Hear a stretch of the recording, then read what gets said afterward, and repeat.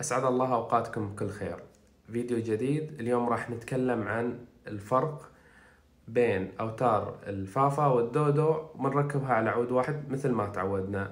يعني كثير من الشباب دايما يسألوا، خصوصا الناس اللي لسه داخلين في مجال العود: أنا عودي فرس ثابت أو متحرك، إيش أركب أنسب بالنسبة للصوت؟ فقلنا ممكن نعمل هذه التجربة مع بعض، نشوفها ونركب الأوتار على هذا العود ونسمع الصوت والفرق بين الفافا والدودو وتشوف الأنسب بالنسبة لك، وأنا أعطيك رأيي طبعا في النهاية كما تعودنا. طبعا عشان نبدأ هذا عود جديد عليكم فراح أستعرض لكم على السريع. طبعا عود عراقي صناعة علي ظاهر، عود جديد صار له شهر مصنوع. طبعا زن 19.5، وجس بروس إيطالي، والظهر سيسا أبانوس ماسكار. طبعا الأبانوس مدغشقر أخف جدا، يعني أخف حتى من السيسم الهندي، ويستخدم في الأعواد الفاخرة. يعني أستاذ فاروق تورنز يستخدم على الدبل ساوند بورد وهكذا. طبعا أنا أخذت الأخشاب من حساب تونوود، بحط لكم اللينك تقدروا تطلبوا منه ويرسل للصانع مباشرة. زن 19.5، فرس متحرك، الصانع العراقي علي ظاهر. هذا العود زي ما تشوفوا راح الآن عليه هو كروشنر دودو عربته، راح نشيلها بعد ما نسمع طبعا ونركب عليها أوتار فافا ونشوف الفرق وأعطيك رأيي أنا كأوتار. طبعا أنا ما سمعت على الفافا، فبنسمع مع بعض إن شاء الله، خليكم معنا. قبل لا نبدأ، الأوتار كروشنر جوابات كربون ومقررات فضة أبيض، في مقارنة أيضا لها مع الأرورا إذا تحبوا تتفرجوا عليها، عملناها سابقا. بسمعكم صوت العود بتقسيمتين على مقامين مختلفين.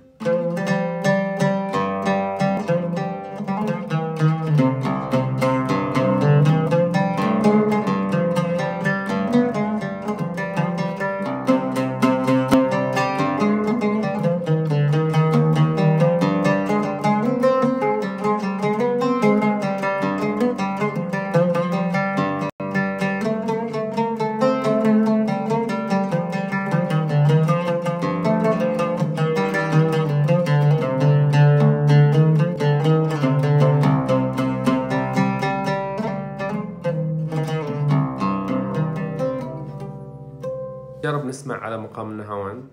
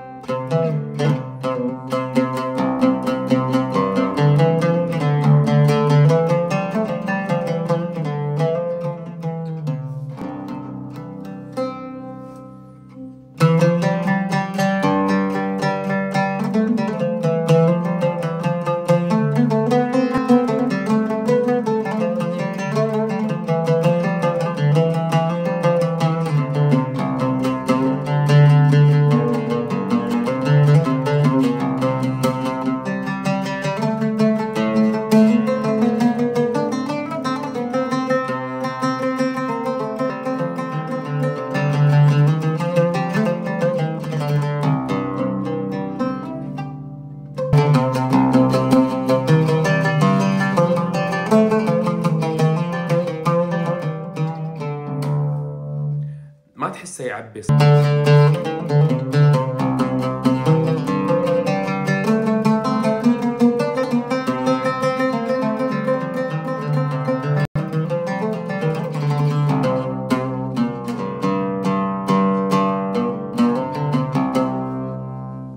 يعني الآن انتهينا من التسجيل الأول، لكن في ملاحظة أنا حسيت فيها. يعني لما امسك عود شرقي وامسك مثلا حاول اعزف رست الدو مثلا،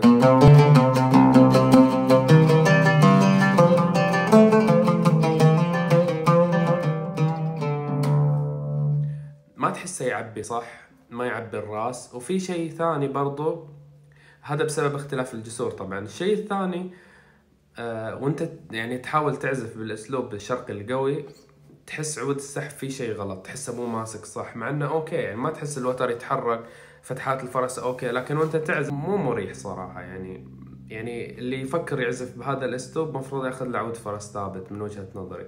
الان نجربه على اوتار الفافا ونشوف الفرق وين صوته صاير احلى، يعني بحكم ان الجسور الفافا والدودو والفرس المتحرك يعني يسوي جسور فافا فيختلف. طبعا الحين ركبت اوتار الفافا على العود، بسمعكم صوتها. طبعا فافا بيراميد لوت كربون، الصول معدن، يعني تقريبا تقدر تقول نفس تركيبة الأوتار السابقة، كربون والثالث معدن، ولكن فا ودو هذا هو الاختلاف.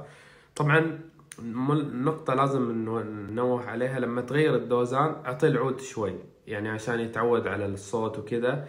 فالحين بتسمع صوت، ممكن بعد اسبوع تسمع صوت احلى واحلى.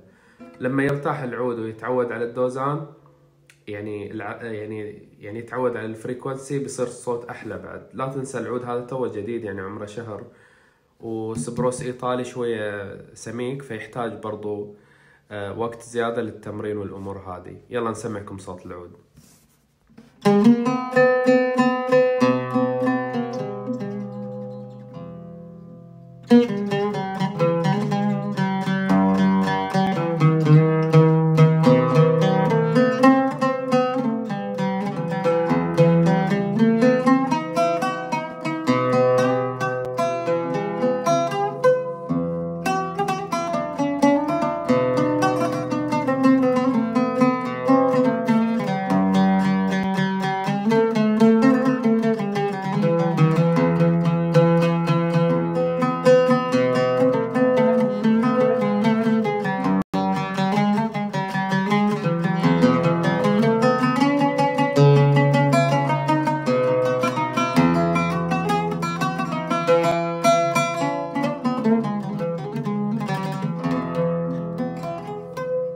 جميل علي ظاهر.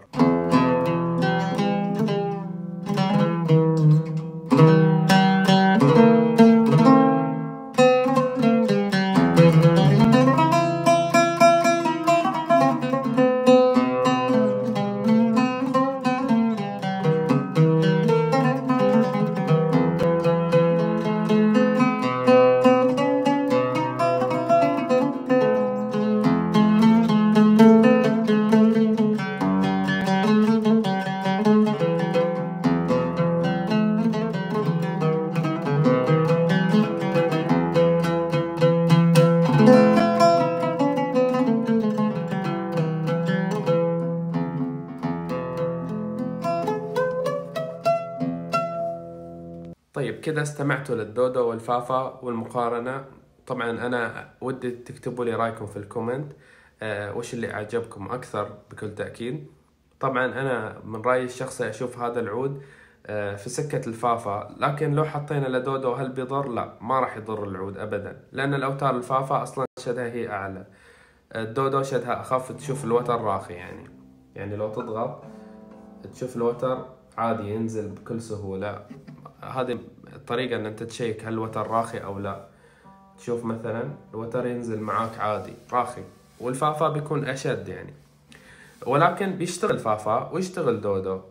الشيء اللي بيأثر العكس، لما يكون فرس ثابت وتحط عليه فافا بترتفع عليك، هذه ممكن ينزل الوجه هنا، ممكن تطير الفرسة مثلا، ممكن احد سلبيات الفرس الثابت وتركب عليه فافا مثلا. لكن في حالة هذا العود بتحط فافا، بتحط دودو، بتحط صول طبعا اعلى دوزان، فلذلك تكون الاوتار نحيفة. فاحنا نركب دائما اوستن 8 ونحط وتر زيادة، تكلمنا عنها سابقا. ممكن تركب صول عادي، ما عندك مشكلة. الصول هو امتداد للدوزان التركي، دوزان التركي بيزبط معه، ولكن ممكن تجرب تشوف وين الصوت الأحلى بالنسبة لك يعني. طبعا أسلوب العزف في الفافا والصول متقارب، فبيشتغل صول عادي، لأنه ما في طريقة الأسلوب الشرقي اللي فيه الضرب هذا، لا. يعني لما يكون هذا العود بتحط عليه أي دوزان ما في مشكلة. ممكن ذوقك يمشي معاك دودو عادي، ولكن العكس ممكن يسوي لك ضرر. لما يكون فرس ثابت وتركب فافا أو صول، في خطر، لا موجود الخطر من أي مكان ممكن يكون، أو تصير المصيبة يعني. طبعا من أبرز الفروقات بين الفافا والدودو، بما أننا دخلنا في موضوع الجسور، هو طريقة الجسور وسماكتها والأمور هذه. يعني حتى الأسطى فاروق تورنز يقول لك أنا عندي جسور فا وعندي دو وعندي ري. وفعلا يعني لما تمسك عود من يلدرم مثلا تركي، بتشوف صوته مو حلو، صوته غريب، ما يعني يناسب الأتراك مثلا. تشوفه في الدودو لا حلو. ففي اختلاف، مع انه ممكن يكون نفس القالب عادي، ولكن اختلاف في الجسور يعني يعطيك تردد في اماكن معينة. هذا الشيء اللي احنا لازم ان احنا نركز عليه. في ناس تقول لك الجسور مجرد لعبة وقاعدين يسوقوا كذا، فلا، مو في اشياء تسويقية صحيح. يعني لما يقول لك انا عود قانوني، ولا عود انا اسوي تقنية مدري ايش واحط رمل فوق في اشياء تسويقية، وفي اشياء لا، بالعقل جرب وتشوف مثلا يعني. طيب انا بالنسبة لي كابراهيم، اي عود يجيني فرس ثابت اركب اوتار دودو، فرس متحرك زي هذا فافا. ولكن في صناع مثلا تتصل عليه تقول له والله انا ابغى عود زي الاستاذ احمد عبد الجليل مثلا، سوى عواد فرس ثابت دوزان فافا. هل هذا بيكون فيه مشاكل؟ لا، لانه هو مفصله بهذا الشكل. يختار غرام معين للفرسه، يسوي سماكه الوجه وجسوره خاصه للفافا، يهتم في يعني متانة الزند، فما راح يصير فيه مشاكل. زي عود مثلا جميل بشير، عاش ما في مشكلة، لأنه هو أساسا اللي فصل على أساس أنه يستخدمه بهذا الدوزان، فهذا ما في إشكال ولا في ضرر. إحنا نتكلم عن الأعواد اللي في السوق، تروح وتشتري فرس ثابت وتاخذ أوتار فافا وتحطها عليه، ممكن يصير مشكلة، لأنه هو مو حاط في باله أن أنت ممكن تستخدمه على هذا الدوزان مثلا بهذا الشكل.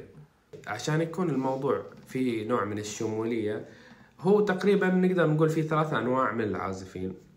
إذا بنتكلم عن دوفا فقط، في نوع يحب دوزان الدودو، يركب مثلا ياخذ هذا العود ودوزن دودو يعني بهذا الشكل. وفي نوع من الناس لا، يبغى نفس الدوزان بس يحط وترفا بالأسفل، عنده مثلا حفلة مع فنان أو فنانة ويحتاج وترفا جواب، لكن محتاج رخامة العود، فهو محتاج يحط وترفا. فهذا من نوع من العازفين. وفي نوع لا، يحب الفافا اللي هو المدرسة العراقية. فإحنا حاليا ممكن نقول في مقارنتنا كمدرسة عراقية وشرقية، باستثناء المدرسة هذه أو النموذج هذا اللي بيحتاج يعزف مع فنانين ومحتاج رخامة وكذا، يعني نستثني الظروف كلها وقاعدين نشوف هذا العود أفضل في وين. تمام. طبعا هذا العود بنركب عليه فا ودو، ونشوف مثلا وين المنطقة اللي نشوف فيها صوته أحلى فيها، فقط لا غير. ولكن ممكن أنت مثلا لو عندك استخدام معين مربوط بشيء معين ما تقدر تاخذ دودو، بيشتغل معك. احنا نشوف الأداء الأفضل وين. يعني هل أنت مثلا زي هذا العود اللي شفناه بيكون أداء أحلى بالفافا؟ لا، بيكون بالدودو أجمل، ماخذ راحته ومرتاح العود وطلع الصوت زي الحلاوة يعني. ولكن لو حطيت فا برضو بيشتغل معك. بس هذه نقطة حبيت أنوه عليها. طيب هل هذا العود صوته مو حلو؟ لا، حلو جميل، بس لكن وانت تعزف تحس ترددات في أماكن ثانية.